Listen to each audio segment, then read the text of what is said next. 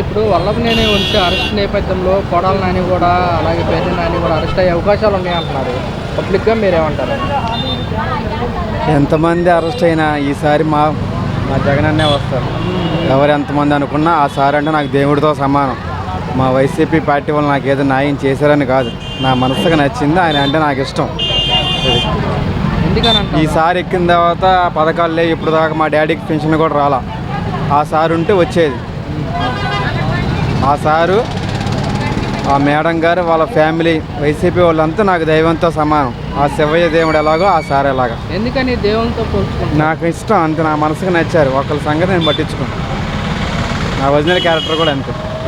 మరి ఇప్పుడు ఇలా చూసుకుంటే కనుక అరెస్ట్ల పర్వం నడుస్తుంది, పథకాలు డైవర్ట్ చేయడానికి అరెస్ట్ చేస్తారంటూ కూడా వైసీపీ అంటున్నమాట. మీరేమంటారన్నా? అది మనకైతే తెలియదు. అది తెలియదు. నాకు తెలిసినంత వరకు అయితే మా ప్రభుత్వం ఉన్నప్పుడే బాగుంది. ఏ ప్రభుత్వం అన్నా? జగన్ అన్న ప్రభుత్వం ఉన్నప్పుడే బాగుంది. మిగతా వాళ్ళు ఎంతమంది అనుకున్నా నాకు అనవసరం. ఆయన అంటే నాకు దేవుడితో సమానం.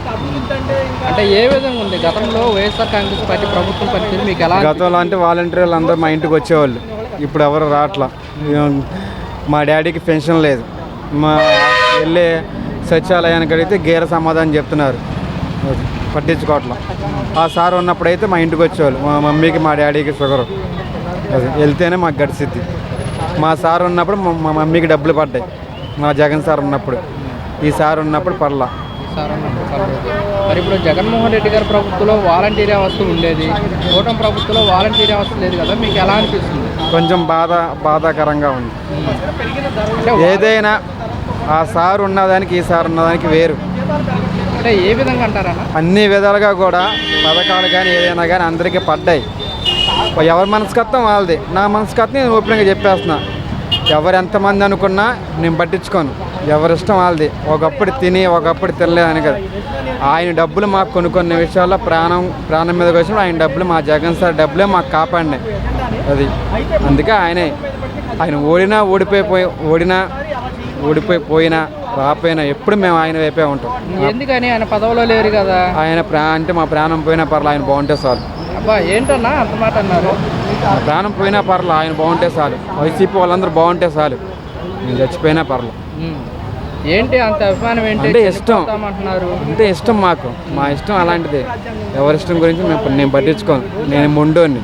ఎవరిష్టం ఆ కేసు నేను ఎవరికి భయపడను. ముక్కుసూటిగా వెళ్తాను. ఏ తప్పు చేయను. క్యారెక్టర్లో పర్ఫెక్ట్ మనం. మరి ఇప్పుడు జగన్మోహన్ రెడ్డి గారు పార్టీ చూసుకుంటే కనుక 11 సీట్లకే పడిపోయింది 2024లో ఈ ఎన్నికల్లో. మరి ఇప్పుడు నెక్స్ట్ 2029 ఎలక్షన్లో మేమే గెలుస్తామనే చెప్తున్నారు. మీరేమంటారన్నా? మున్సిపాలిటీ ఎన్నికలు వస్తున్నాయి, అట్లా మేము గెలుస్తాం. ఎవరికి నచ్చిన వాళ్ళు వాళ్ళు వేస్తారు. అన్నం తిన్న వాళ్ళు వేస్తారు. అన్నం తిన్న వాళ్ళు వేసి డబ్బులు వేసి వేరే వాళ్ళకి మాట్లాడే అలవాటు మా ఫ్యామిలీకి లేదు. ఎంతమంది వేసినా ఎంతమంది అయిపోయినా మా ఫ్యామిలీ, మా అమ్మ నాన్న, మేము ఆయనకే వేస్తాం. ఇప్పుడు మరి జగన్మోహన్ రెడ్డి గారు నేను ప్రతి కులానికి, ప్రతి మతానికి, కులమత భేదాలు చూడకుండా అందరికీ పార్టీలకు అతీతంగా అన్ని పథకాలు అందించామంటారు.